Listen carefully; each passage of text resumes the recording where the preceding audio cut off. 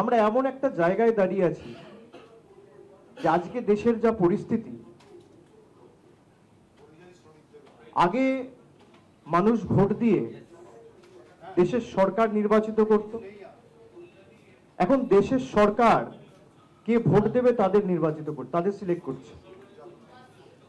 আগে ভোটাররা ভোট দিয়ে সরকার নির্বাচিত করত, এখন দেশের সরকার তার পছন্দের মতো ভোটার বেছে নিচ্ছে কে ভোটার লিস্টে থাকবে আর কার নাম বাদ যাবে। এবং তাদের লক্ষ্য কোনোদিন এসআইআর করে ভোটার লিস্ট ত্রুটিমুক্ত করা নয়। যদি তাই লক্ষ্য থাকতো, এই ভোটার লিস্টের নিরিখেই 2024 সালের আজ থেকে 1.5 বছর আগে লোকসভা নির্বাচন হয়েছে, যেখানে বাংলা সহ দেশের 543টা লোকসভা কেন্দ্রে সাংসদরা নির্বাচিত হয়েছে এবং পরবর্তীকালে দেশের সরকার হয়েছে এবং প্রধানমন্ত্রী নির্বাচিত হয়েছে। এই ভোটার লিস্ট যদি ত্রুটিযুক্ত হয়, কেন্দ্রীয় সরকারের প্রথম দায়, দায়িত্ব, কর্তব্য, বাংলায় একটা কথা আছে, আপনি আচরি ধর্ম। অন্যকে জ্ঞান না দিয়ে প্রথমে লোকসভা ডিসলভ করে আপনি ভোটে যান।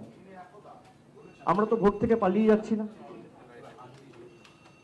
এই ভোটার লিস্ট যদি ত্রুটিযুক্ত হয়, তাহলে এই ভোটার লিস্টে আমিও সাংসদ হয়েছি, দেশের প্রধানমন্ত্রী থেকে শুরু করে, স্বরাষ্ট্রমন্ত্রী থেকে শুরু করে, অর্থমন্ত্রী থেকে শুরু করে, প্রতিরক্ষা মন্ত্রী থেকে শুরু করে যারা মন্ত্রিসভায় আছেন, প্রায় 60% বেশি প্রতিনিধি তারা নির্বাচিত হয়েছে এই ভোটার লিস্টের নিরিখে।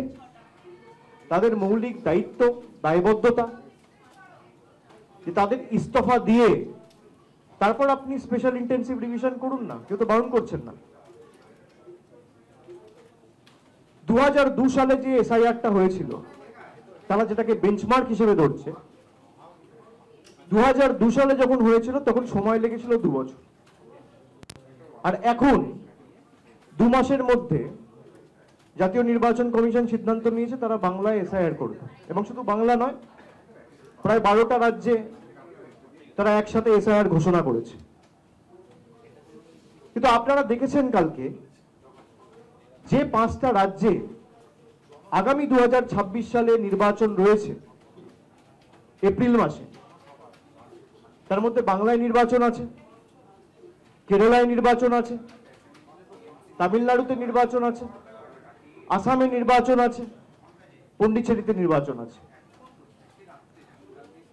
খুব কৌশলের সাথে তারা আসামকে বাদ দিয়েছে।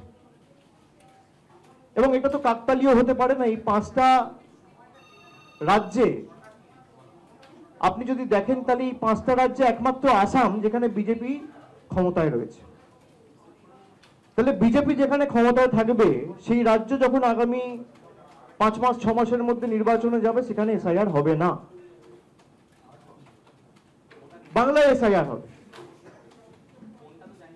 তারা বলেছে যে সেখানে সিটিজেনশিপ অ্যাক্ট পৃথক রয়েছে, আসামের ক্ষেত্রে আলাদা প্রভিশন রয়েছে, সেই জন্য আমরা আসামে করব না। তাহলে আপনি এক দেশ, এক বিধান, এক নিশান, ওয়ান নেশন, ওয়ান ইলেকশন, এসব গল্প দেন কেন? আপনি ইলেকশন কমিশনের কোন রুলে লেখা আছে যে ভোটার লিস্ট রিভিশনের সময় এই স্টেটে কাজ হবে আর ওই স্টেটে হবে না? এটা কে বেছে দিয়েছে? কার অঙ্গুলি হিলনে চিফ ইলেকশন কমিশনার এবং জাতীয় নির্বাচন কমিশন কাজ করছে? কি এদের গায়ে জ্বালা এত বাংলাকে নিয়ে? এটা তো কাকতালীয় হতে পারে না যে 5টা রাজ্যের মধ্যে একমাত্র আসাম একমাত্র রাজ্য যেখানে বিজেপির সরকার ক্ষমতায়, এবং সেখানে এসআইআর হবে না। কেন? এর কোনো সদুত্তর নির্বাচন কমিশন দিতে পারেনি। মিডিয়ার প্রতিনিধিরা ছিল, তারা অনেক প্রশ্ন করেছে, আমি তাদের স্যালুট জানাই। আস্তে আস্তে আমাদের দেশের মিডিয়াও পাল্টাচ্ছে। তারা যে প্রশ্নগুলো করেছে মেরুদণ্ড সোজা রেখে করেছে, একটা প্রশ্নের কোনো সদুত্তর দিতে পারেনি। আপনি বলছেন বাংলায় অবৈধ নাগরিক রয়েছে, বাংলাদেশি রয়েছে, রোহিঙ্গা রয়েছে। আমি আপনাদের খালি একবার ভারতবর্ষের ম্যাপটা দেখাই। ইন্ডিয়ার ম্যাপটা আমি একবার আপনাদের সকলকে দেখাবো। লাগাও, ইন্ডিয়ার ম্যাপটা লাগাও। এখানে যে রেড বর্ডারটা রয়েছে, আপনারা যদি ম্যাপটা ভালো করে দেখেন, আমি সবাইকে অনুরোধ করবো এটা দেখার জন্য।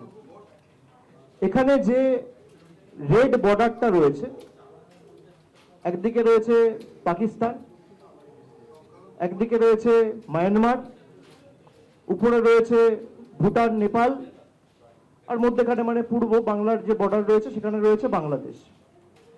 এবার আমি নর্থ ইস্টের যে স্পেসিফিক জায়গাটা রয়েছে, আমি সেখানে বলবো জুম করে আপনাদের সামনে বাংলাদেশ বর্ডার এবং মায়ানমার বর্ডারের পার্শ্ববর্তী যে দেশের রাজ্যগুলো রয়েছে সেগুলো একটু জুম করে আপনাদের দেখাতে।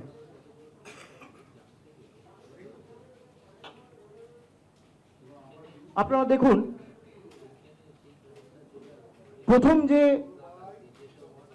ম্যাপটা আমি দেখালাম সেখান থেকে আমরা জুম ইন করে